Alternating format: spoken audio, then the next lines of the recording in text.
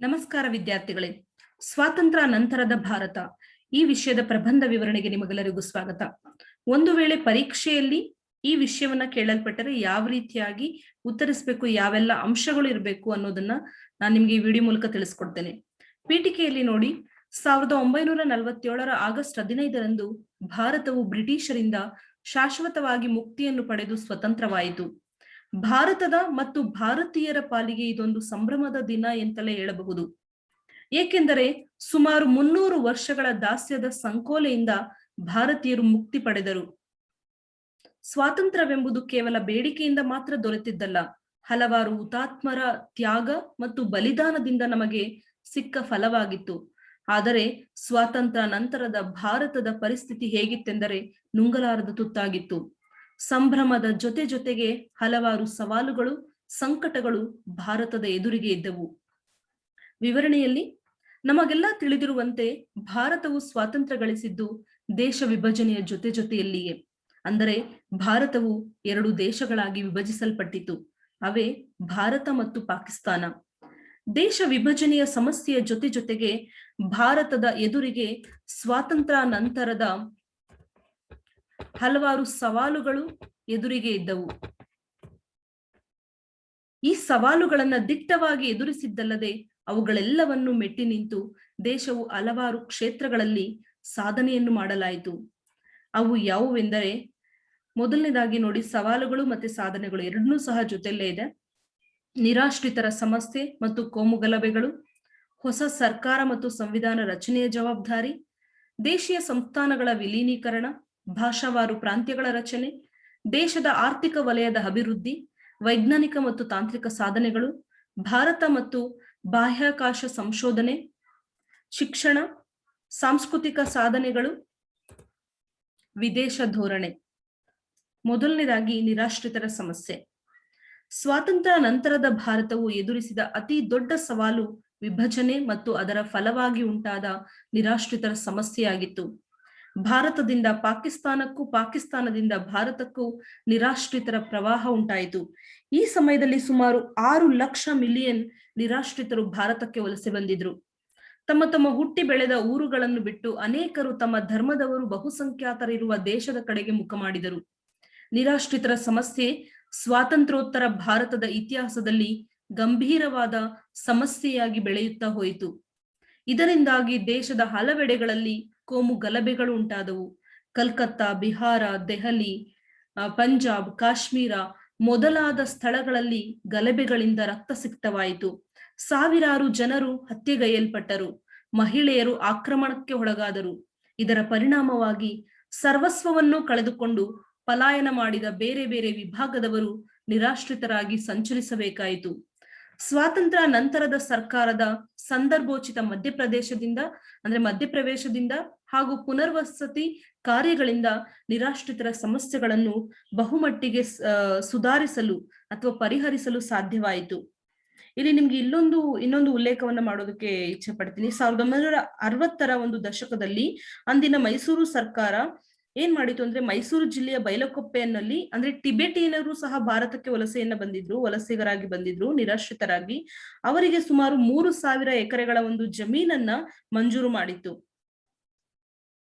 ಇಂದು ಇದೇ ಊರು ಏನಿದೆ ಅಂದ್ರೆ ಬೈಲಕೊಪ್ಪೆ ಎನ್ನುವಂತ ಊರೇನಿದೆ, ಇದು ವಲಸೆಗೆ ಬಂದಂತಹ ಟಿಬೆಟಿಯನರ ಒಂದು ಪ್ರಮುಖ ಕೇಂದ್ರವಾಗಿ ಮಾರ್ಪಟ್ಟಿದೆ. ಇಷ್ಟೆಲ್ಲ ಒಂದು ಸಮಸ್ಯೆಗಳ ನಡುವೆಯೂ ಸಹ ಇವರ ಬರುವಿಕೆಯಿಂದ ಭಾಷೆ ಮತ್ತು ಪ್ರದೇಶಗಳನ್ನ ಮೀರಿದಂತಹ ಸಾಂಸ್ಕೃತಿಕ ಬಹುತ್ವವು ನಮ್ಮಲ್ಲಿ ಒಂದು ವಿಸ್ತೃತವಾಗಿ ಬೆಳೆದುಕೊಂಡು ಬಂದಿದೆ. ನೆಕ್ಸ್ಟ್, ಹೊಸ ಸರ್ಕಾರ ಮತ್ತು ಸಂವಿಧಾನ ರಚನೆಯ ಜವಾಬ್ದಾರಿ. ಇದು ಸ್ವಾತಂತ್ರ್ಯ ನಂತರದ ಭಾರತದ ಎದುರಿಗಿದ್ದಂತ ಪ್ರಮುಖ ಸವಾಲು. ಭಾರತ ರಾಷ್ಟ್ರ ರೂಪೀಕರಣದ ಅಡಿಪಾಯವೇ ಭಾರತದ ಸಂವಿಧಾನ. ಸ್ವಾತಂತ್ರ್ಯ ಲಭಿಸುವುದಕ್ಕಿಂತ ಮೊದಲೇ ಬ್ರಿಟಿಷ್ ಆಡಳಿತದ ಅಧೀನದಲ್ಲಿರುವ ಕ್ಯಾಬಿನೆಟ್ ಮಿಷನ್ ಒಂದು ಸಂವಿಧಾನ ನಿರ್ಮಾಣ ಸಮಿತಿಯನ್ನು ರಚಿಸಲು ನಿರ್ದೇಶಿಸಿತು. 1946ರಲ್ಲಿ ಡಾಕ್ಟರ್ ರಾಜೇಂದ್ರ ಪ್ರಸಾದ್ ಅವರ ಅಧ್ಯಕ್ಷತೆಯಲ್ಲಿ ಸಂವಿಧಾನ ರಚನಾ ಸಮಿತಿಯನ್ನು ರೂಪಿಸಲಾಯಿತು. ಅಂಬೇಡ್ಕರ್, KM ಮುನ್ಷಿ, N ಮಾಧವರಾವ್, ಅಲ್ಲಾಡಿ ಕೃಷ್ಣಸ್ವಾಮಿ ಅಯ್ಯಂಗಾರ್ ಮುಂತಾದವರು ಒಂದು ಸಂವಿಧಾನ ಕರಡು ಸಮಿತಿಯ ಸದಸ್ಯರುಗಳಾಗಿದ್ರು. ಅದರ ಅಧ್ಯಕ್ಷರಾಗಿ ಅಂಬೇಡ್ಕರ್ ಅವರಿದ್ರು. ಮುಂತಾದವರ ಚರ್ಚೆ ಹಾಗೂ ಸಂವಾದಗಳ ಬಳಿಕ ಸಂವಿಧಾನಕ್ಕೆ ಒಂದು ಹೊಸ ರೂಪವನ್ನು ಕಟ್ಟರು. 1950 ಜನವರಿ 26ರಂದು ಸ್ವತಂತ್ರ ಭಾರತದ ಸಂವಿಧಾನ ಜಾರಿಯಾಗಿ ಭಾರತವನ್ನು ಒಂದು ಗಣರಾಜ್ಯ ದೇಶವೆಂದು ಘೋಷಿಸಲಾಯಿತು. ಸ್ವಾತಂತ್ರ್ಯ ನಂತರದ ಭಾರತ ಎದುರಿಸಿದ ಮತ್ತೊಂದು ಸಮಸ್ಯೆ ಪ್ರಜಾಪ್ರಭುತ್ವ ವ್ಯವಸ್ಥೆಯ ರಚನೆಯಾಗಿದೆ. ಸಂವಿಧಾನಕ್ಕೆ ಅನುಸಾರವಾಗಿ ಭಾರತದ ಪ್ರಥಮ ಚುನಾವಣೆ 1951-52ರಲ್ಲಿ ನಡೆಯಿತು. ಸ್ವತಂತ್ರವೂ ನಿಷ್ಪಕ್ಷವೂ ಆಗಿ ನಡೆದ ಪ್ರಥಮ ಚುನಾವಣೆಯು ಭಾರತದ ಪ್ರಜಾಪ್ರಭುತ್ವದ ಗೆಲುವಾಗಿದೆ. ಭಾರತದೊಂದಿಗೆ ಸ್ವಾತಂತ್ರ್ಯ ಗಳಿಸಿದ ಏಷ್ಯಾ ಮತ್ತು ಆಫ್ರಿಕಾದ ಹೆಚ್ಚಿನ ದೇಶಗಳು ಪ್ರಜಾಪ್ರಭುತ್ವದಿಂದ ದೂರ ಸರಿಯುತ್ತಿರುವಾಗ ಭಾರತದ ಪ್ರಜಾಪ್ರಭುತ್ವ ವ್ಯವಸ್ಥೆ ಇಂದಿಗೂ ಶಕ್ತಿಯುತವಾಗಿ ನೆಲೆ ನಿಂತಿದೆ. ಮೂರನೇದು ದೇಶೀಯ ರಾಜ್ಯಗಳ ವಿಲೀನೀಕರಣ. ಇದು ಸಹ ಸ್ವಾತಂತ್ರ್ಯ ನಂತರದ ಭಾರತದ ಬಹುದೊಡ್ಡ ಸವಾಲು. ಸ್ವಾತಂತ್ರ್ಯ ಸಿಗುವುದಕ್ಕಿಂತ ಮೊದಲು ಭಾರತದಲ್ಲಿ ಬ್ರಿಟಿಷರು ಪ್ರತ್ಯಕ್ಷವಾಗಿ ಆಡಳಿತ ನಡೆಸುತ್ತಿದ್ದಂತಹ ಪ್ರದೇಶಗಳನ್ನು ಹೊರತುಪಡಿಸಿ ಬ್ರಿಟಿಷ್ ನಿಯಂತ್ರಣದಲ್ಲಿದ್ದ 600ರಷ್ಟು ದೇಶೀಯ ರಾಜ್ಯಗಳಿದ್ದವು. ದೇಶೀಯ ರಾಜ್ಯಗಳು ಭಾರತದೊಂದಿಗೆ ಪಾಕಿಸ್ತಾನದೊಂದಿಗೂ ಸೇರಲು ಅಥವಾ ಸ್ವತಂತ್ರವಾಗಿರಲು ಅಧಿಕಾರ ನೀಡಿದ ಬಳಿಕವೇ ಬ್ರಿಟಿಷರು ಭಾರತವನ್ನು ಬಿಟ್ಟು ಹೋದರು. ದೇಶೀಯ ಸಂಸ್ಥಾನಗಳನ್ನು ಭಾರತದ ಒಕ್ಕೂಟದೊಂದಿಗೆ ವಿಲೀನಗೊಳಿಸುವ ಪ್ರಕ್ರಿಯೆಯು ಸ್ವಾತಂತ್ರ್ಯ ನಂತರದ ಭಾರತವು ಎದುರಿಸಿದ ಪ್ರಧಾನ ಸಮಸ್ಯೆಯಾಗಿತ್ತು. ಇದು ಬಹಳ ತ್ರಾಸದಾಯಕ ಕೆಲಸವೂ ಆಗಿತ್ತು. ಆದರೆ ಉಕ್ಕಿನ ಮನುಷ್ಯ ಎಂದೇ ಪ್ರಸಿದ್ಧರಾದ ಕೇಂದ್ರ ಮಂತ್ರಿಮಂಡಲದಲ್ಲಿ ಪ್ರಾಂತ್ಯಗಳಿಗೆ ಸಂಬಂಧಿಸಿದ ಖಾತೆಯ ಜವಾಬ್ದಾರಿಯನ್ನು ವಹಿಸಿದ್ದ ಸರ್ದಾರ್ ವಲ್ಲಭಭಾಯಿ ಪಟೇಲರವರು ಇದನ್ನು ಸಮರ್ಥರಾಗಿ ನಿರ್ವಹಿಸಿದರು. ಹಲವಾರು ದೇಶೀಯ ರಾಜ್ಯಗಳು ವಿಲೀನೀಕರಣ ಒಪ್ಪಂದಕ್ಕೆ ಸಹಿ ಹಾಕಿ ಭಾರತದ ಒಕ್ಕೂಟದಲ್ಲಿ ಸೇರಿದವು. ಆದರೆ ಹೈದರಾಬಾದ್, ಕಾಶ್ಮೀರ, ಜುನಾಗಢ ಎಂಬ ದೇಶೀಯ ರಾಜ್ಯಗಳು ಭಾರತದ ಒಕ್ಕೂಟದೊಂದಿಗೆ ಸೇರಲು ನಿರಾಕರಿಸಿದವು. ಬಳಿಕ ಮಾತುಕತೆ ಹಾಗೂ ಸೈನಿಕ ಕಾರ್ಯಾಚರಣೆಯ ಮೂಲಕ ಇವುಗಳನ್ನು ಭಾರತದ ಒಕ್ಕೂಟದೊಂದಿಗೆ ಸೇರ್ಪಡೆಗೊಳಿಸಲಾಯಿತು. ಇದರ ಶ್ರೇಯಸ್ಸು ಪಟೇಲರಿಗೆ ಸಲ್ಲುತ್ತದೆ. ಸೈನಿಕ ಕಾರ್ಯಾಚರಣೆಯ ನಂತರ ಪೋರ್ಚುಗಲ್ನ ಸ್ವಾಧೀನದಲ್ಲಿದ್ದ ಹಲವಾರು ಪ್ರದೇಶಗಳನ್ನು ಭಾರತದ ಒಕ್ಕೂಟದೊಂದಿಗೆ ವಿಲೀನಗೊಳಿಸಲಾಯಿತು. 4ನೇ ಅಂಶ, ಭಾಷಾವಾರು ಪ್ರಾಂತ್ಯಗಳ ರಚನೆ. ದೇಶೀಯ ರಾಜ್ಯಗಳ ವಿಲೀನದ ಕುರಿತಾಗಿ ಇದಕ್ಕೆ ಮುಂಚಿನ ನಾವು ಮೇಲೆ ಚರ್ಚೆ ಮಾಡಿದ್ದೇವೆ. ಇಲ್ಲಿನ ಜನರು ಎದುರಿಸುವ ಒಂದು ಪ್ರಧಾನ ಸಮಸ್ಯೆ ಭಾಷೆಗೆ ಸಂಬಂಧಿಸಿದಾಗಿದೆ. ಒಂದು ದೇಶೀಯ ರಾಜ್ಯದಲ್ಲಿ ಬೇರೆ ಬೇರೆ ಭಾಷೆಗಳನ್ನ ಮಾತನಾಡುವವರಿದ್ದರು. ಆದ ಕಾರಣ ಭಾಷೆಯ ಆಧಾರದಲ್ಲಿ ಪ್ರಾಂತ್ಯಗಳನ್ನು ರೂಪಿಸಬೇಕೆಂಬ ಬೇಡಿಕೆ ಭಾರತದ ವಿವಿಧ ಭಾಗಗಳಿಂದ ಹುಟ್ಟಿಕೊಂಡಿತು. ಈ ಬೇಡಿಕೆಗೆ ಅನುಗುಣವಾಗಿ ಭಾಷೆಯ ಆಧಾರದಲ್ಲಿ ಪ್ರಾಂತ್ಯಗಳನ್ನ ಪುನಃ ರೂಪಿಸುವುದಕ್ಕಾಗಿ ಪ್ರಾಂತ್ಯ ಪುನರ್ ವಿಂಗಡನಾ ಆಯೋಗವನ್ನ ರಚಿಸಿದರು. ಈ ಆಯೋಗದ ವರದಿಯ ಆಧಾರದಲ್ಲಿ 1956ರಲ್ಲಿ 14 ಪ್ರಾಂತ್ಯಗಳು ಮತ್ತು 6 ಕೇಂದ್ರಾಡಳಿತ ಪ್ರದೇಶಗಳು ರೂಪುಗೊಂಡವು. ಈ ಭಾಷಾವಾರು ಪ್ರಾಂತ್ಯಗಳ ವಿಂಗಡಣೆಯ ಒಂದು ಆಧಾರದ ಮೇಲೆ ರಚನೆಯಾದಂತಹ ಮೊದಲ ರಾಷ್ಟ್ರ ಅಥವಾ ರಾಜ್ಯ ಯಾವುದು ಅಂದ್ರೆ ಆಂಧ್ರಪ್ರದೇಶ. ಬಳಿಕ ಹಲವು ಹೊಸ ಪ್ರಾಂತ್ಯಗಳು ರೂಪುಗೊಂಡವು. ಭಾರತದಲ್ಲಿ ಈಗ 28 ರಾಜ್ಯಗಳು ಹಾಗೂ ದೆಹಲಿಯೂ ಸೇರಿದಂತೆ 9 ಕೇಂದ್ರಾಡಳಿತ ಪ್ರದೇಶಗಳು ಇವೆ. 5ನೇದು ದೇಶದ ಅಭಿವೃದ್ಧಿ, ಅಂದ್ರೆ ದೇಶದ ಆರ್ಥಿಕ ವಲಯದ ಅಭಿವೃದ್ಧಿ. ಈ ಭಾಷಾವಾರು ಪ್ರಾಂತ್ಯಗಳ ರಚನೆಯಲ್ಲಿ ನೀವು ಕರ್ನಾಟಕವನ್ನ ಸಹ ಸೇರಿಸಬಹುದು. 1956ರ ಒಂದು ಭಾಷಾವಾರು ಪ್ರಾಂತ್ಯಗಳ ಆಧಾರದ ಮೇಲೆ ವಿಭಜನೆ ಆದಾಗ ಅಂದ್ರೆ ಕರ್ನಾಟಕಕ್ಕೆ ಇದ್ದಂತ ಹೆಸರು ಮೈಸೂರು ರಾಜ್ಯ. ಅದಾದ ನಂತರ 1973ರಲ್ಲಿ ಏನಾಯ್ತು, ನಾವು ಪ್ರತಿ ವರ್ಷವೂ ಕನ್ನಡ ರಾಜ್ಯೋತ್ಸವವನ್ನು ಆಚರಿಸ್ಕೊಳ್ತೀವಿ ನವೆಂಬರ್ 1ರಂದು. 1973 ನವೆಂಬರ್ 1ರಂದು ಮೈಸೂರು ರಾಜ್ಯವನ್ನ ಕರ್ನಾಟಕ ಅಂತ ಮರುನಾಮಕರಣ ಮಾಡಲಾಯಿತು. ಈ ವಂಶವನ್ನ ಸಹ ನೀವು ಸೇರಿಸಬಹುದು ಕರ್ನಾಟಕಕ್ಕೆ ಸಂಬಂಧಪಟ್ಟಂತೆ. 5ನೇದು ದೇಶದ ಆರ್ಥಿಕ ವಲಯದ ಅಭಿವೃದ್ಧಿ. ಸ್ವತಂತ್ರ ಭಾರತದ ಆರ್ಥಿಕ ಅಡಿಪಾಯವು ಬಹಳ ಶೋಚನೀಯವಾಗಿತ್ತು. ಆ ಕಾಲದಲ್ಲಿ ನೆಲೆ ನಿಂತಿದ್ದ ಬಂಡವಾಳಶಾಹಿ ಸಮಾಜವಾದಿ ಆರ್ಥಿಕ ವ್ಯವಸ್ಥೆಗಳ ಸಮನ್ವಯವಾದ ಮಿಶ್ರ ಆರ್ಥಿಕ ವ್ಯವಸ್ಥೆಯನ್ನ ಭಾರತವು ಸ್ವೀಕರಿಸಿತು. ಅದು ಸಾರ್ವಜನಿಕ ವಲಯಕ್ಕೆ ಮಹತ್ವ ನೀಡಿತು. ಸ್ವಾತಂತ್ರ್ಯ ನಂತರ ನೆಹರು ನೇತೃತ್ವದ ಸರ್ಕಾರವು ಆರ್ಥಿಕ ಪ್ರಗತಿಯನ್ನು ಗುರಿಯಾಗಿರಿಸಿ ಅನೇಕ ಯೋಜನೆಗಳನ್ನ ಜಾರಿಗೊಳಿಸಿದರು. ಇವುಗಳಲ್ಲಿ ಹಲವು ಯೋಜನೆಗಳು ಸ್ವಾತಂತ್ರ್ಯ ಹೋರಾಟ ಕಾಲದಲ್ಲಿ ಜರುಗಿದಂತಹ ಒಂದು ಕಾಂಗ್ರೆಸ್ ಸಮ್ಮೇಳನದಲ್ಲಿ ಚರ್ಚಿಸಿದವುಗಳೇ ಆಗಿದ್ದವು. ಅವುಗಳಲ್ಲಿ ಕೇಂದ್ರೀಕೃತ ಆರ್ಥಿಕ ಯೋಜನೆಯೂ ಸಹ ಪ್ರಧಾನವಾದದ್ದಾಗಿದೆ. ಅಂದ್ರೆ 1950ರಲ್ಲಿ ಯೋಜನಾ ಆಯೋಗವು ಅಸ್ತಿತ್ವಕ್ಕೆ ಬಂತು. ಯೋಜನಾ ಆಯೋಗದ ಒಂದು ಅಧ್ಯಕ್ಷರು ಯಾವಾಗ್ಲೂ ಪ್ರಧಾನಮಂತ್ರಿಗಳೇ ಆಗಿರ್ತಾರೆ. ಆರ್ಥಿಕ ಅಭಿವೃದ್ಧಿಗಾಗಿ ಯೋಜನಾ ಆಯೋಗವು ಹಲವು ಯೋಜನೆಗಳನ್ನು ಮುಂದಿರಿಸಿತು. ದೇಶದ ಆರ್ಥಿಕ ಬೆಳವಣಿಗೆಗಾಗಿ ಯೋಜನಾ ಆಯೋಗವು ಜಾರಿಗೊಳಿಸಿದ ಯೋಜನೆಯೇ ಪಂಚವಾರ್ಷಿಕ ಯೋಜನೆಯಾಗಿದೆ. 1951ರಲ್ಲಿ ಆರಂಭವಾದ ಪಂಚವಾರ್ಷಿಕ ಯೋಜನೆಯು ಅಭಿವೃದ್ಧಿಯ ಪ್ರಕ್ರಿಯೆಯಲ್ಲಿ ಬಹಳಷ್ಟು ಮುಂದೆ ಸಾಗುವುದಕ್ಕೆ ಸಹಾಯಕವಾಗಿತ್ತು. ಕೃಷಿ, ಕೈಗಾರಿಕಾ ವಲಯ ಹಾಗೂ ಸಾರ್ವಜನಿಕ ವಲಯಗಳಲ್ಲಿ ಈ ಯೋಜನಾ ಆಯೋಗದ ಮೂಲಕ ಅಭಿವೃದ್ಧಿ ಸಾಧ್ಯವಾಗಿ 1990ರ ವೇಳೆಗೆ ಭಾರತದ ಆರ್ಥಿಕ ವ್ಯವಸ್ಥೆಯಲ್ಲಿ ಗಣನೀಯ ಬದಲಾವಣೆ ಉಂಟಾಗಲು ಸಾಧ್ಯವಾಯಿತು. ಈಗ ಈ ಯೋಜನಾ ಆಯೋಗವು ನೀತಿ ಆಯೋಗ ಎಂಬ ಹೆಸರಿನೊಂದಿಗೆ ಕಾರ್ಯನಿರ್ವಹಿಸುತ್ತಿದೆ. ಸಾರ್ವಜನಿಕ ವಲಯಕ್ಕೆ ಬದಲಾಗಿ ಖಾಸಗಿ ವಲಯಕ್ಕೆ 1990ರ ನಂತರ ಪ್ರಾಧಾನ್ಯ ಲಭಿಸಿತು. 6ನೇದು ವೈಜ್ಞಾನಿಕ ತಾಂತ್ರಿಕ ಸಾಧನೆಗಳು. ಸ್ವಾತಂತ್ರ್ಯ ನಂತರದ ಭಾರತವು ವಿಜ್ಞಾನ ತಂತ್ರಜ್ಞಾನಗಳಲ್ಲಿ ಬಹಳ ಪ್ರಗತಿಯನ್ನು ಸಾಧಿಸಿದೆ. ಭಾರತದ ಕೃಷಿ ಅಭಿವೃದ್ಧಿಯಲ್ಲೂ ಕೈಗಾರಿಕೀಕರಣದಲ್ಲಿಯೂ ತಾಂತ್ರಿಕ ಪರಿಣಿತರಿಗೆ ಪ್ರಧಾನ ಪಾತ್ರವಿದೆ. ಆಧುನಿಕ ವಿಜ್ಞಾನದ ಆಧಾರಕರಾದ ನೆಹರೂರವರ ನೇತೃತ್ವದಲ್ಲಿ ವಿಜ್ಞಾನ ತಾಂತ್ರಿಕ ರಂಗಗಳಲ್ಲಿ ಭಾರತವು ಅಭೂತಪೂರ್ವ ಸಾಧನೆಯನ್ನು ಮಾಡಿದೆ. ಹಲವು ಸಂಶೋಧನಾ ಸಂಸ್ಥೆಗಳು ಸ್ಥಾಪನೆಗೊಂಡವು. ಅವುಗಳಲ್ಲಿ ಪ್ರಮುಖವಾದವುಗಳು ವೈಜ್ಞಾನಿಕ ಕೈಗಾರಿಕಾ ಸಂಶೋಧನಾ ಸಮಿತಿ, ಭಾರತದ ಕೃಷಿ ಸಂಶೋಧನಾ ಸಮಿತಿ, ಭಾರತದ ವೈದ್ಯಕೀಯ ಸಂಶೋಧನಾ ಸಮಿತಿ, ಹೀಗೆ ಹಲವಾರು ಸಮಿತಿಗಳು, ಹಲವಾರು ಸಂಶೋಧನಾ ಕೇಂದ್ರಗಳು ರಚನೆಯಾದವು. ಅಂತಾರಾಷ್ಟ್ರೀಯ ಗುಣಮಟ್ಟದ ಹಲವು ತಾಂತ್ರಿಕ ವಿದ್ಯಾಲಯಗಳು ಆ ಕಾಲದಲ್ಲಿ ಸ್ಥಾಪಿಸಲ್ಪಟ್ಟವು. ಇದು ಇಂಡಿಯನ್ ಇನ್ಸ್ಟಿಟ್ಯೂಟ್ ಆಫ್ ಟೆಕ್ನಾಲಜಿಗಳನ್ನು 1954 ಮತ್ತು 1964ರ ನಡುವೆ ಸ್ಥಾಪಿಸಲಾಯಿತು. ವೈಜ್ಞಾನಿಕ ಸಾಮಗ್ರಿಗಳು ಮತ್ತು ವಿಜ್ಞಾನದ ವಿಚಾರಗಳಿಗಾಗಿ ಪಾಶ್ಚಾತ್ಯ ದೇಶಗಳ ಆಶ್ರಯವನ್ನು ಕಡಿಮೆ ಮಾಡಬೇಕು ಎಂಬ ನೆಹರೂರವರ ದೃಷ್ಟಿಕೋನ ಇದಕ್ಕೆ ಅಡಿಪಾಯವಾಯಿತು. ವಿದ್ಯಾಭ್ಯಾಸ, ಇಂಜಿನಿಯರಿಂಗ್, ಆರೋಗ್ಯ, ಜೈವಿಕ ತಂತ್ರಜ್ಞಾನ, ಸಾರಿಗೆ, ಮಾಹಿತಿ ತಂತ್ರಜ್ಞಾನ, ಅಣುಶಕ್ತಿ ಮುಂತಾದ ವಲಯಗಳಲ್ಲಿ ಭಾರತವು ಅಪಾರ ಸಾಧನೆಯನ್ನು ಮಾಡಿದೆ. 7ನೇ ಅಂಶ, ಭಾರತ ಮತ್ತು ಬಾಹ್ಯಾಕಾಶ ಸಂಶೋಧನೆ. ಸ್ವಾತಂತ್ರ್ಯ ನಂತರದ ಭಾರತವು ಬಾಹ್ಯಾಕಾಶ ಕ್ಷೇತ್ರದಲ್ಲಿ ಹಲವು ಸಂಶೋಧನೆಗಳನ್ನು ನಡೆಸಿತು. 1962ರಲ್ಲಿ ನೆಹರು ಮತ್ತು ವಿಜ್ಞಾನಿಯಾದ ವಿಕ್ರಮ್ ಸಾರಾಭಾಯಿಯವರ ಪ್ರಯತ್ನದ ಫಲವಾಗಿ ರಾಷ್ಟ್ರೀಯ ಬಾಹ್ಯಾಕಾಶ ಸಂಶೋಧನಾ ಸಮಿತಿಯು ರಚನೆಯಾಯಿತು. ಬಾಹ್ಯಾಕಾಶ ಸಂಶೋಧಕರ ಸಾಮೂಹಿಕ ಪ್ರಯತ್ನದ ಫಲವಾಗಿ ತಿರುವನಂತಪುರಕ್ಕೆ ಸಮೀಪವಿರುವ ತುಂಬಾದಲ್ಲಿ ಭಾರತದ ಮೊದಲ ರಾಕೆಟ್ ಉಡಾವಣೆ ಕೇಂದ್ರವನ್ನು ಸ್ಥಾಪಿಸಿದರು. 1975ರಲ್ಲಿ ಆರ್ಯಭಟ ಎಂಬ ಉಪಗ್ರಹವನ್ನು ಯಶಸ್ವಿಯಾಗಿ ಉಡಾವಣೆ ಮಾಡಿದರು. ಬಾಹ್ಯಾಕಾಶ ಉಡಾವಣೆ ಮತ್ತು ಉಪಗ್ರಹ ನಿರ್ಮಿಸಲು ಸಾಮರ್ಥ್ಯವುಳ್ಳ ಏಕೈಕ ಅಭಿವೃದ್ಧಿ ಹೊಂದುತ್ತಿರುವ ರಾಷ್ಟ್ರವೆಂಬ ಹೆಗ್ಗಳಿಕೆಗೆ ಭಾರತ ಪಾತ್ರವಾಗಿದೆ. ಕ್ಷಿಪಣಿ ತಾಂತ್ರಿಕತೆಯಲ್ಲೂ ಭಾರತವು ಪ್ರಗತಿಯನ್ನು ಹೊಂದಿದೆ. ಅಗ್ನಿ, ಪೃಥ್ವಿ ಮೊದಲಾದವುಗಳು ಭಾರತವು ಅಭಿವೃದ್ಧಿಪಡಿಸಿದ ಕ್ಷಿಪಣಿಗಳಾಗಿವೆ. ಡಾಕ್ಟರ್ ರಾಜಾರಾಮಣ್ಣ, APJ ಅಬ್ದುಲ್ ಕಲಾಂ ಮೊದಲಾದವರು ಅಣು ವಿಜ್ಞಾನ ರಂಗದಲ್ಲಿ ಸಂಶೋಧನೆಗಳಿಗೆ ನೇತೃತ್ವವನ್ನು ವಹಿಸಿದರು. ಚಂದ್ರಯಾನ, ಮಂಗಳಯಾನಗಳು ಭಾರತವು ಬಾಹ್ಯಾಕಾಶ ಸಂಶೋಧನೆಯಲ್ಲಿ ಹೊಸ ಯುಗಕ್ಕೆ ನಾಂದಿಯಾಡಿತು. ಭಾರತದ ಮೊದಲ ಚಂದ್ರಯಾನ ಕಾರ್ಯಾಚರಣೆಯು 2008ರಲ್ಲಿ ಪ್ರಾರಂಭವಾಯಿತು.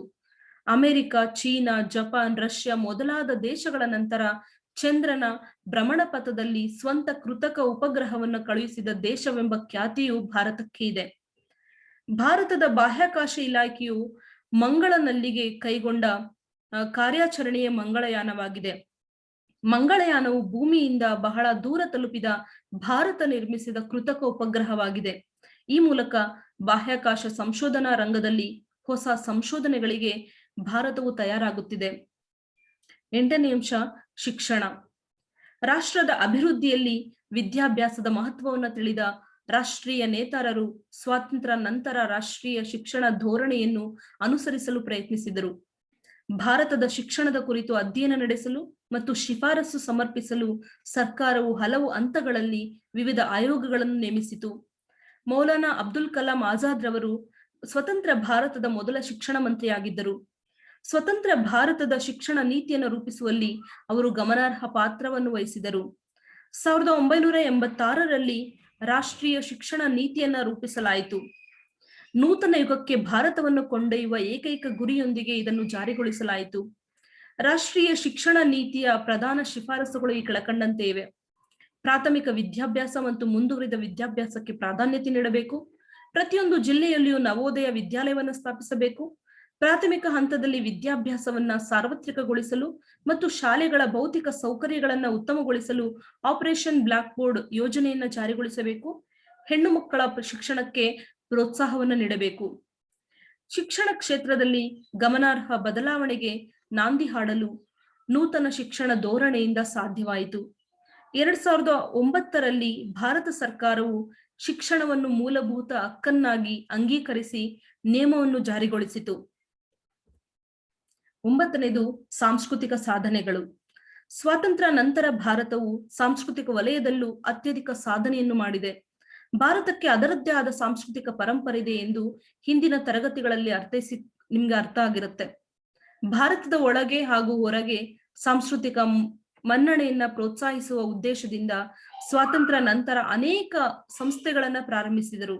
ಸಂಗೀತ ನಾಟಕ ಅಕಾಡೆಮಿ, ಸಾಹಿತ್ಯ ಕಲಾ ಅಕಾಡೆಮಿ, ಲಲಿತ ಕಲಾ ಅಕಾಡೆಮಿ ಮುಂತಾದ ಸಂಸ್ಥೆಗಳ ಮೂಲಕ ಸಾಂಸ್ಕೃತಿಕ ಕ್ಷೇತ್ರದಲ್ಲಿ ಪ್ರಗತಿಯನ್ನು ಸಾಧಿಸಿದೆ. ಹಾಗೂ ಈ ಸಂಸ್ಥೆಗಳು ಸಾಂಸ್ಕೃತಿಕ ಕಾರ್ಯಕ್ರಮಗಳನ್ನು ಸಂಘಟಿಸುವ, ಪುರಸ್ಕರಿಸುವ ಕಾರ್ಯವನ್ನು ಮಾಡುತ್ತಾ ಸಾಧಕರಿಗೆ ಪ್ರೋತ್ಸಾಹಿಸುತ್ತಿವೆ. ಅಂದ್ರೆ ಭಾರತವು ಒಂದು ಸಂಸ್ಕೃತಿಯನ್ನ, ಒಂದು ಸಾಂಸ್ಕೃತಿಕ ಪರಂಪರೆಯನ್ನ ಹೊಂದಿರುವಂತಹ ದೇಶ. ಇದ್ರ ಕುರಿತಾಗಿ ನಿಮ್ಗೆ ಬಹಳಷ್ಟು ಮಾಹಿತಿ ನಿಮ್ಗೆ ಆಗ್ಲೇ ಇರುತ್ತೆ. ಈ ಒಂದು ಸಾಂಸ್ಕೃತಿಕ ಸಾಧನೆಗಳು ಸಹ ಸ್ವಾತಂತ್ರ್ಯ ನಂತರದ ಭಾರತದ ಒಂದು ಮೈಲುಗಲ್ಲು ಅಂತಾನೆ ಹೇಳ್ಬೋದು. 10ನೇದಾಗಿ ವಿದೇಶ ಧೋರಣೆ. ಜಗತ್ತಿನ ಎಲ್ಲಾ ಜನರ ಕ್ಷೇಮ ಹಾಗೂ ಸ್ವಾತಂತ್ರ್ಯವನ್ನ ಖಾತರಪಡಿಸುವ ಹೆಚ್ಚಿನ ಜವಾಬ್ದಾರಿಯನ್ನು ವಹಿಸಿಕೊಂಡು ಎಲ್ಲದರೊಂದಿಗೆ ಸೌಹಾರ್ದತೆಯಿಂದ ಸಹಕರಿಸುವುದು ನಮ್ಮ ಗುರಿಯಾಗಿದೆ. ಯಾರೊಂದಿಗೂ ಸಮಸ್ಯೆಯನ್ನುಂಟು ಮಾಡಲು ತಯಾರಿಲ್ಲ ಎಂದು ಜಗತ್ತಿನ ರಾಷ್ಟ್ರಗಳಿಗೆ ನಾವು ತಿಳಿಸುತ್ತೇವೆ ಎಂದು 1947ರ ಜವಾಹರ್ಲಾಲ್ ನೆಹರೂರವರ ಭಾಷಣದಲ್ಲಿ ವಿದೇಶ ನೀತಿ ಧೋರಣೆಯನ್ನ ಅವರು ಹೇಳಿರುವಂತಹ ಭಾಷಣದ ಮೂಲಕನೇ ಅರಿಯಬಹುದು. ನೆಹರೂರವರು ಭಾರತದ ವಿದೇಶ ಧೋರಣೆಯ ಮುಖ್ಯ ಶಿಲ್ಪಿಯಾಗಿದ್ದಾರೆ. ವಿದೇಶಿ ಧೋರಣೆಯ ಪ್ರಧಾನ ತತ್ವಗಳು ಯಾವ್ಯಾವು ಅಂದ್ರೆ, ಸಾಮ್ರಾಜ್ಯಶಾಹಿತ್ವ ಮತ್ತು ವಸಾಹತುಶಾಹಿತ್ವಕ್ಕೆ ಒಂದು ಶಾಹಿತ್ವದ ವ್ಯವಸ್ಥೆಗೆ ಅಂದ್ರೆ ಸಾಮ್ರಾಜ್ಯಶಾಹಿತ್ವ ಮತ್ತು ವಸಾಹತುಶಾಹಿತ್ವ ವ್ಯವಸ್ಥೆಗೆ ವಿರೋಧವನ್ನು ವ್ಯಕ್ತಪಡಿಸುವುದು, ವಂಶೀಯತೆಗೆ ವಿರೋಧ, ವಿಶ್ವಸಂಸ್ಥೆಯಲ್ಲಿ ವಿಶ್ವಾಸ, ಶಾಂತಿಯುತ ಸಹಬಾಳ್ವೆ, ಪಂಚಶೀಲ ತತ್ವಗಳು, ವಿದೇಶ ಸಹಾಯದ ಅವಶ್ಯಕತೆಗೆ ಒತ್ತು, ಅಲಿಪ್ತ ಧೋರಣೆ, ಅಲಿಪ್ತ ನೀತಿ ಅಥವಾ ಅಲಿಪ್ತ ಧೋರಣೆ. ಇದು ಒಂದು ವಿವರಣೆಯಲ್ಲಿ ಬರಿಬೇಕಾಗಿರುವಂತಹ ಅಂಶಗಳು. ಈ ಎಲ್ಲಾ ಅಂಶಗಳನ್ನ ನೀವು ಇನ್ನಷ್ಟು ಒಂದ್ ವೇಳೆ ಪರೀಕ್ಷೆಗಳಲ್ಲಿ ಕೇಳಲ್ಪಟ್ಟರೆ ಶಾಲಾ ವಿದ್ಯಾರ್ಥಿಗಳು ಅಥವಾ ಶಾಲಾ ಕಾಲೇಜಿನ ವಿದ್ಯಾರ್ಥಿಗಳಾದ್ರೆ ಸ್ವಲ್ಪ ಸಂಕ್ಷಿಪ್ತವಾಗಿ ಬರೀಬಹುದು. ಆದ್ರೆ ನಿಮ್ಗೆ ವಿಷಯ ಜ್ಞಾನ ಇರ್ಲಿ ಅನ್ನುವಂತ ಕಾರಣಕ್ಕಾಗಿ ನಾನು ಇಷ್ಟೆಲ್ಲ ಅಂಶಗಳನ್ನ ನೀಡಿದ್ದೇನೆ. ಉಪಸಂಹಾರದಲ್ಲಿ ನಿಮ್ಮ ಸ್ವಂತವಾಗಿನೂ ಸಹ ನೀವು ಬರೀಬಹುದು. ಇಷ್ಟೆಲ್ಲಾ ಅಂಶಗಳನ್ನ ನೀವು ಕೇಳಿದಿರಾ ಅಂದ್ರೆ ಉಪಸಂಹಾರ ನೀವೇ ಸ್ವಂತವಾಗಿ ಬರೆಯೋದಕ್ಕೂ ಸಹ ಒಂದು ಐಡಿಯಾ ಬರುತ್ತೆ. ಉಪಸಂಹಾರದಲ್ಲೂ ನೋಡಿ, ರಾಷ್ಟ್ರಕವಿ ರವೀಂದ್ರನಾಥ್ ಠಾಗೂರ್ ಅವರು ಹೇಳಿರುವಂತೆ ಭಾರತವನ್ನು ಬ್ರಿಟಿಷರು ಬಿಟ್ಟು ಹೋಗುವರು, ಆದ್ರೆ ಸ್ವಾತಂತ್ರ್ಯ ನಂತರ ಬ್ರಿಟಿಷರು ಬಿಟ್ಟು ಹೋಗುವುದು ಸಂಕಷ್ಟಪೂರ್ಣವಾದ ಭಾರತವನ್ನಾಗಿರಬಹುದು ಎಂದು 1947ರಲ್ಲೇ ರವೀಂದ್ರನಾಥ್ ಠಾಗೂರ್ ಅವರು ಹೇಳಿದ್ರು. ಎಲ್ಲಾ ಕ್ಷೇತ್ರಗಳಲ್ಲಿಯೂ ಸಹ ಸ್ವಾತಂತ್ರ್ಯ ನಂತರದ ಪರಿಸ್ಥಿತಿ ಅತಂತ್ರವಾಗಿತ್ತು. ಹಲವಾರು ಸಮಸ್ಯೆಗಳು, ಸವಾಲುಗಳು ಭಾರತದ ಎದುರಿಗೆ ಇದ್ದವು. ಆದರೆ ರಾಷ್ಟ್ರ ನಾಯಕರ, ಚಿಂತಕರ ಮುಂದಾಲೋಚನೆಯಿಂದ ಭಾರತವು ಇಂದು ವಿಶ್ವ ರಾಷ್ಟ್ರಗಳ ಜೊತೆ ಎಲ್ಲಾ ರಂಗಗಳಲ್ಲಿಯೂ ಪೈಪೋಟಿ ಮಾಡುತ್ತಿದೆ ಹಾಗೂ ಎಲ್ಲಾ ರಂಗಗಳಲ್ಲಿಯೂ ಅಭಿವೃದ್ಧಿಯನ್ನು ಸಾಧಿಸುತ್ತಿದೆ. ಅನೇಕ ರಂಗಗಳಲ್ಲಿ ಸಾಧನೆಯನ್ನ ಮಾಡಿದೆ. ವಿಶ್ವದ ಮುಂಚೂಣಿ ರಾಷ್ಟ್ರಗಳ ಜೊತೆಗೆ ಸ್ಪರ್ಧೆಗೆ ನಿಲ್ಲುತ್ತಿದೆ. ದೇಶದ ಆರ್ಥಿಕತೆಯು ಅಭಿವೃದ್ಧಿಯನ್ನು ಹೊಂದುತ್ತಿದೆ. ಅಭಿವೃದ್ಧಿ ಹೊಂದದ ರಾಷ್ಟ್ರದಿಂದ ಅಭಿವೃದ್ಧಿಶೀಲ ರಾಷ್ಟ್ರವಾಗಿ, ಪ್ರಜಾಪ್ರಭುತ್ವ ರಾಷ್ಟ್ರವಾಗಿ ಇಂದು ಭಾರತವು ವಿಶ್ವದ ಒಂದು ಎಲ್ಲಾ ರಾಷ್ಟ್ರಗಳ ಮುಂದೆ ಗುರುತಿಸಲ್ಪಟ್ಟಿದೆ. ಸ್ವಾತಂತ್ರ್ಯವನ್ನು ಪಡೆಯಲು ಅನೇಕರ ತ್ಯಾಗ ಮತ್ತು ಬಲಿದಾನವಾಗಿದ್ದರೆ ಅಭಿವೃದ್ಧಿಯ ಪದದತ್ತ ಸಾಗಲು ಹಲವಾರು ಚಿಂತಕರ, ತಜ್ಞರ ಅಂದ್ರೆ ರಾಷ್ಟ್ರೀಯ ನಾಯಕರ ಕೊಡುಗೆ ಸ್ವಾತಂತ್ರ್ಯ ನಂತರದ ಭಾರತದ ನಿರ್ಮಾಣವನ್ನ ಅಂದ್ರೆ ಸ್ವಾತಂತ್ರ್ಯ ನಂತರ ಭಾರತವನ್ನ ನಿರ್ಮಾಣ ಮಾಡುವಲ್ಲಿ ಅವರ ಕೊಡುಗೆ ಬಹಳಷ್ಟಿದೆ. ಅನೇಕ ಸಮಸ್ಯೆಗಳನ್ನ, ಸವಾಲುಗಳನ್ನ ಇಂದಿಗೂ ಎದುರಿಸುತ್ತಿದೆ. ಆದರೂ ಇಂದು ಸದೃಢ ಭಾರತವಾಗುವಲ್ಲಿ ತನ್ನ ಹೆಜ್ಜೆಯನ್ನು ಮುಂದಿಟ್ಟಿದೆ. ನಿಮ್ಗೆ ಕೋಮು ಸಮಸ್ಯೆಯ ಬಗ್ಗೆ ನಿಮ್ಗೆಲ್ರಿಗೂ ಸಹ ಗೊತ್ತಿದೆ. ಇವತ್ತು ಸಹ ಭಾರತದಲ್ಲಿ ಕೋಮುವಾದದ ಒಂದು ಛಾಯೆ ನಾವು ನೋಡಬಹುದು. ಅಂದ್ರೆ ಕೋಮು ಸಂಘರ್ಷಗಳು ಇವತ್ತಿಗೂ ಸಹ ಮುಂದುವರೆದಿವೆ. ಕೋಮು ಸಂಘರ್ಷಕ್ಕೆ ಅಂತಾರಾಷ್ಟ್ರೀಯ ಒಂದು ಏನಂತಾರೆ ಪರಿಣಾಮಗಳು ಸಹ ಇವೆ. ಭಾರತ ಸಂವಿಧಾನವು ಧರ್ಮವನ್ನ ಪ್ರತಿ ವ್ಯಕ್ತಿಯ ಖಾಸಗಿ ವಿಷಯವನ್ನ ಆಗಿಸಿದೆ. ಅಂದ್ರೆ ಧರ್ಮ ನಿರಪೇಕ್ಷತೆಯ ತಳಹದಿಯಲ್ಲಿ ದೇಶ ಬೆಳೆಯಬೇಕು ಮತ್ತು ಮುನ್ನಡೆಯಬೇಕು ಅನ್ನೋದು ಭಾರತದ ಒಂದು ಆಶಯ, ಅಂದ್ರೆ ಭಾರತ ಸಂವಿಧಾನದ ಆಶಯ. ಈ ನಿಟ್ಟಿನಲ್ಲಿ ಎಲ್ಲ ಭಾರತೀಯರು ಸಹ ಈ ಆಶಯವನ್ನ ಎಲ್ಲ ಭಾರತೀಯರು ಸಹ ಅರಿತು ಬಾಳ್ಬೇಕಾಗಿದೆ. ಇದು ಭಾರತವು ಅಂದ್ರೆ ಸ್ವಾತಂತ್ರ್ಯ ನಂತರದ ಭಾರತವು ಎದುರಿಸುತ್ತಿರುವಂತಹ ಭಾರತ ಸವಾಲುಗಳು ಅಥವಾ ಸಾಧನೆಗಳು ಅಂತ ಹೇಳ್ಬೋದು. ಜೊತೆಗೆ ಭಾರತ ಅಂದ್ರೆ ಸ್ವಾತಂತ್ರ್ಯ ನಂತರದ ಭಾರತ ಅನ್ನುವಂತ ವಿಷಯವನ್ನ ಒಂದ್ ವೇಳೆ ಪ್ರಬಂಧ ವಿವರಣೆಯಾಗಿ ಪ್ರಬಂಧ ವಿಷಯವಾಗಿ ನಿಮ್ಗೆ ಏನಾದ್ರು ಕೇಳಲ್ಪಟ್ಟರೆ ಈ ರೀತಿಯಾಗಿರುವಂತಹ ವಿವರಣೆಯನ್ನ ನೀವು ನೋಡಬಹುದು. ಆದ್ರೆ ಈ ಒಂದು ವಿಷಯವನ್ನ ನಾನು ಪೂರ್ಣವಾಗಿ ವಿವರಿಸಿದ್ದೇನೆ, ಅದನ್ನ ಸಂಕ್ಷಿಪ್ತವಾಗಿನೂ ಸಹ ನೀವು ವಿವರಿಸೋದಕ್ಕೆ ಪ್ರಯತ್ನ ಪಡಬಹುದು. ಈ ವಿಡಿಯೋ ನಿಮ್ಗೆಲ್ರಿಗೂ ಉಪಕಾರಿ ಆಗುತ್ತೆ ಅಂತ ಅಂದ್ಕೊಂಡಿದ್ದೀನಿ. ಧನ್ಯವಾದಗಳು ವಿದ್ಯಾರ್ಥಿಗಳೇ.